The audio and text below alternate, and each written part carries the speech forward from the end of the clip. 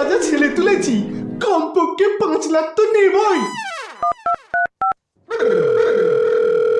Hello, kidnapper চুংচাই বলছি, তোর ছেলেকে আমি কিডন্যাপ করেছি। ঠিক আছে, খেলা করছে করো, সন্ধ্যের আগে ওকে বাড়ি দিয়ে যাবি।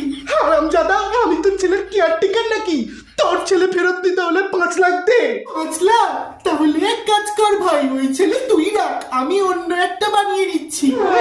তুই কি বাচ্চা ছাপানোর মেশিন কিনেছিস?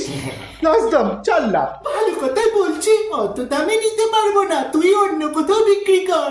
আরে তোর বাড়ি থেকে কি হাঁড়ি চুরি করেছি যে অন্য কোথাও বেচে দেবো? তাহলে একটা নেওয়ার মতো দাম বল।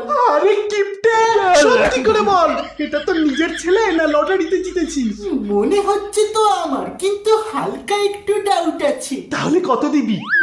250 টাকা দিতে পারবো। আরে 1000 টাকার তো তেল খরচা হয়ে গেছে। তাহলে তুই গাড়ি নিয়ে এসেছিলিস কেন? আমার ছেলেকে বললে তো সে নিজেই হেঁটে হেঁটে চলে যেত।